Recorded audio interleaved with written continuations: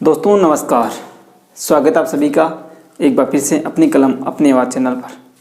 दोस्तों हमारी बात चल रही थी संधि, और संधि में हमने स्वर संधि की बात कर ली कि किस प्रकार से कौन कौन से वर्ण मिलने पर कौन सी संधि होती है। उसके बाद हमने दीर्घ संधि की बात कर ली। आज हम गुण और वृद्धि संधि की बात करेंगे। उससे पहले वीडियो को लाइक करें, शेयर करें, और चैनल पर आप नए हैं तो सब्सक्राइब कर लेना। एक विशेष कमेंट आ रहा है दोस्तों कि वीडियो को थोड़ा लंबा करो, टॉपिक को बढ़ाओ, समय ज़्यादा दो। उनसे मैं विशेष रूप से कहना चाहता हूँ। मैं स्टार्ट से जब पहली क्लास शुरू की तब भी मैंने बोला था कि वीडियो 15 या 20 मिनट का आएगा। दोस्तों संस्कृत में आपको हमेशा जो आप जिस तरह से बुक पढ़ते आ रहे हो वो पढ़ो। मैंने इस पर विशेष वीडियो भी बनाया है, कौन सी बुक कैसे क्या पढ़नी है। ऊपर आई बटन में डिस्क्रिप्शन में लिंक मिल जाएगा, वहाँ से देख सकते हैं। जो पढ़ते हो पढ़ते रहो, लेकिन दोस्तों संस्कृत के लिए केवल मेरे लिए हमेशा आपको 20 मिनट या 15 मिनट का समय निकालना है। और उसके बाद मैं 15 मिनट का क्यों बनाता हूँ, 15 मिनट का ये वीडियो आप देख लीजिए बस। और उसके बाद उस टॉपिक को आज किताब में से आधे घंटे तक जो टॉपिक है, आधा घंटा आपको लगेगा, लगभग 40 मिनट वो पढ़िए फिर वापस। इसलिए दोस्तों ये मेरी क्लास 1 घंटे की हो गई है, ऐसे समझो।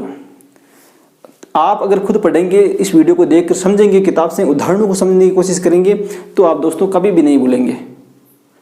इसलिए मैं कहता हूँ ये छोटे टॉपिक आप दिन में कभी भी आपको समय मिले तो 15-20 मिनट चाय के समय, खाने के समय वो वीडियो देखिए। मैं आपका समय डिस्टर्ब नहीं कर रहा। जो पढ़ाई आप जिस लेवल से कर रहे हैं 15 घंटा 14 घंटा जो भी, उससे करते रहिए, लेकिन 15-20 मिनट का समय निकालते रहिए हमेशा।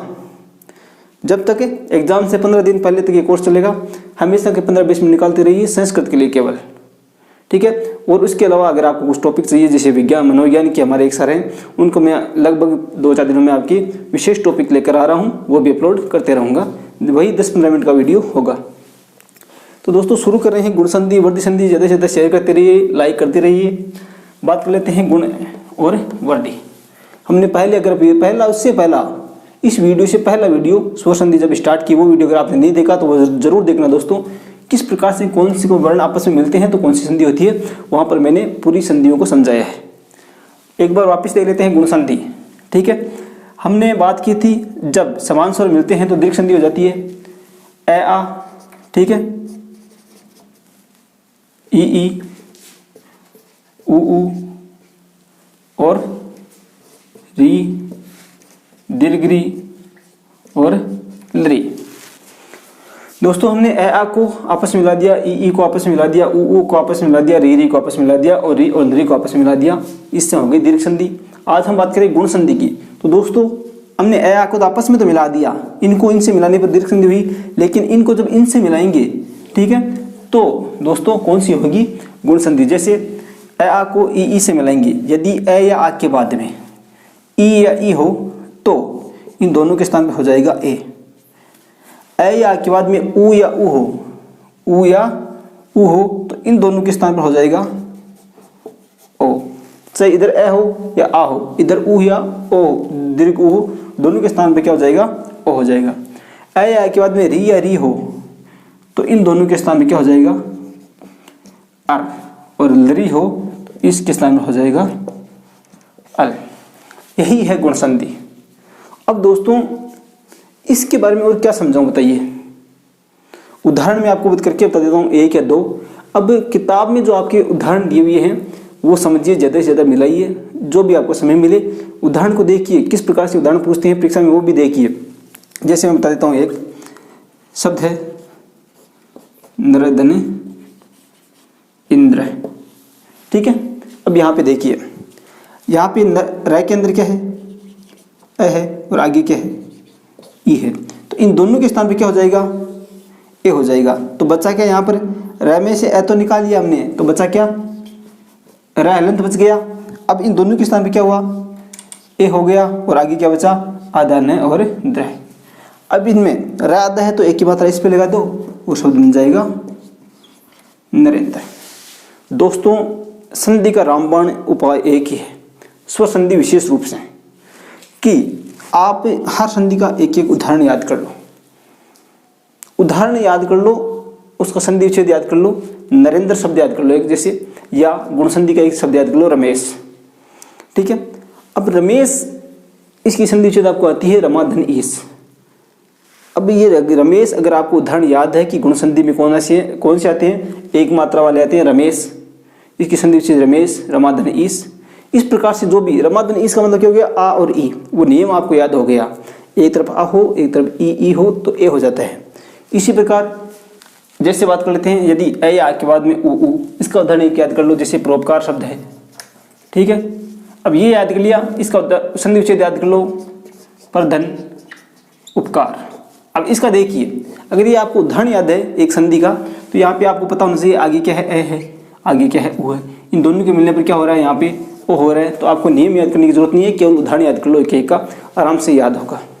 इस प्रकार से अगर प्रयधन उपकार आ जाए तो क्या है, यहाँ पे ए है, यहाँ पे उ है, दोनों के स्थान पे क्या हो गया, ओ, और मिलाने पर वापस क्या हो जाता है, प्रोपकार, ठीक है। इसी प्रकार रीरी का जैसे शब्द है महर्षि, ठीक है, यहाँ पे संधि विच्छेद होगा इसका महाधन ऋषि। दोस्तों संधि विच्छेद में आपको याद रखना है, हमेशा शब्द सार्थक होने चाहिए। मह ऐसा नहीं होना चाहिए, महा होना चाहिए। ऋषि यानी जो भी शब्द बने। अब देखिए पर उपकार, पर का मतलब दूसरों के लिए, उपकार मतलब भलाई। जब भी संधि विच्छेद करो तो वहाँ पर आपके जो भी है क्या होना चाहिए, सार्थक शब्द होने चाहिए।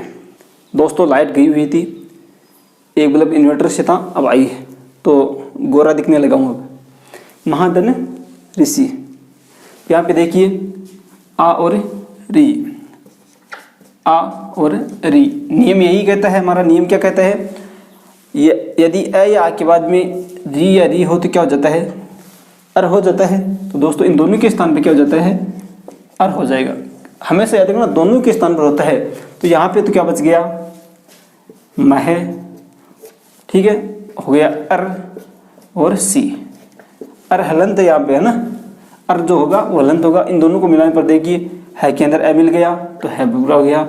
र आधा है तो ऊपर चला जाएगा और शब्द बन जाएगा महर्षि।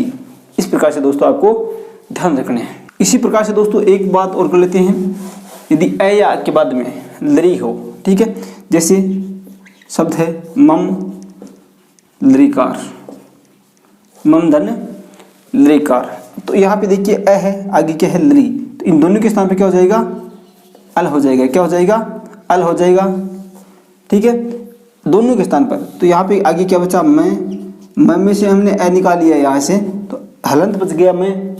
इसके बाद में क्या हो गया, अल, इन दोनों के स्थान पे क्या हो गया, ल हलंत है, और आगे क्या बचा है, कार। अब इन दोनों को जब हम मिलाते हैं, ठीक है, इन दोनों को जब मिलाते हैं तो मैं, इस मैं जो आधा है इसमें आगे वाला ए मिल जाएगा, मैं पूरा हो गया। अब ल आधा है तो ये ल आधा लिखा और कार, ममल कार। इस प्रकार से दोस्तों आपको गुण संधि पढ़नी है। अब उदाहरण की बात यही है दोस्तों, आप किताबों से ज़्यादा उदाहरण देखिए, समय निकालते हुए उदाहरण पढ़िए। जैसे दोस्तों ज़्यादा उदाहरण पढ़ेंगे, किस प्रकार से उदाहरण पूछते हैं दोस्तों, आपको इतना ही जो ये स्वर संधि है उतनी ही गुण संधि है वो सरल लगेगी कि आप कितना उदाहरण किस प्रकार से देखते हैं।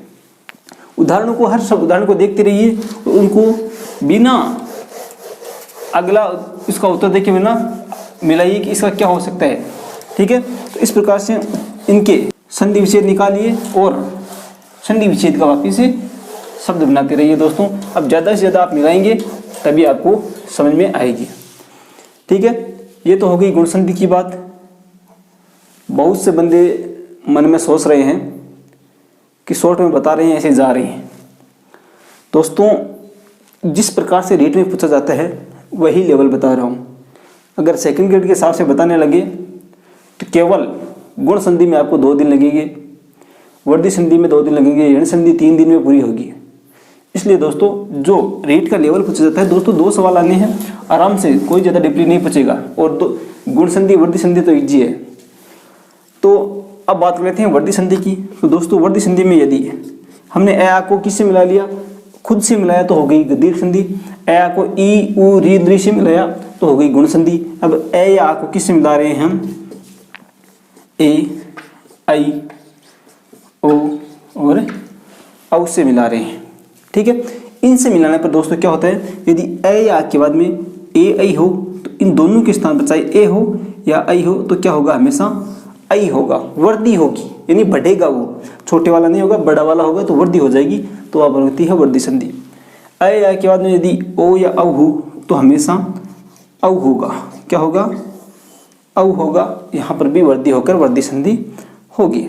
ठीक है, जैसे बात कर लेते हैं, यहाँ पे देखिए शब्द है एक धन, एक, ठीक है।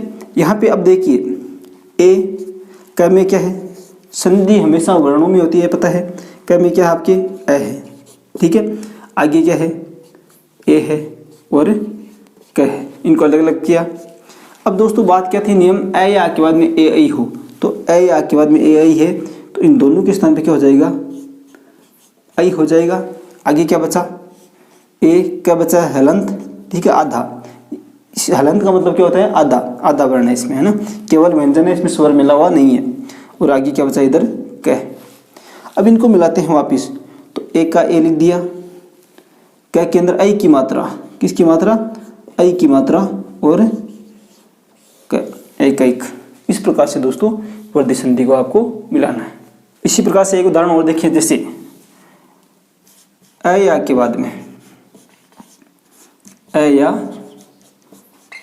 आ के बाद में, यहाँ पे देखिए ए है, आगे क्या है, ओ है, तो ए या के बाद में ओ या औ हो तो क्या हो जाता है, औ हो जाता है हमेशा।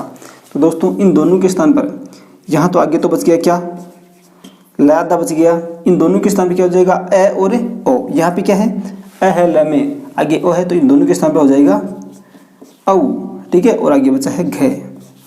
तो अब इन दोनों को मिलाते हैं, जय का जय, ठीक है, ल का लादा है यहाँ पर, और इसमें औ की मात्रा मिला देते हैं, और दोस्तों घ से घड़ी। इस प्रकार से शब्द बन जाता है जलौघ। वेरी इंपॉर्टेंट है परीक्षा की दृष्टि से।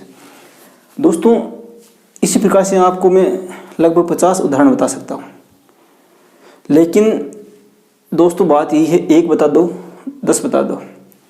खुद अगर जब तक आप किताबों में नहीं देखेंगे, 6 से 10 की किताबों में उदाहरण दिए हुए हैं, उनकी पासबुक ले लीजिए। और दोस्तों अगर आपके पास संस्कृत की कोई भी गाइड, ऐसी गाइड जो किताबों की जो दुकान है उसमें बिकती नहीं है, वो उठाकर ले आइए, उनमें से उदाहरण देख लीजिए।